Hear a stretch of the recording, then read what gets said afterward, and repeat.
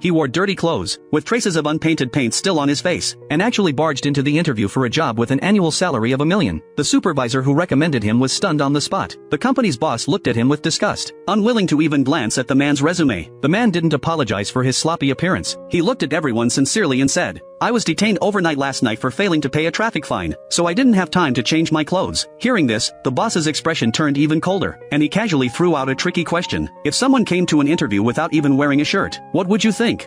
He must have had on some really nice pants.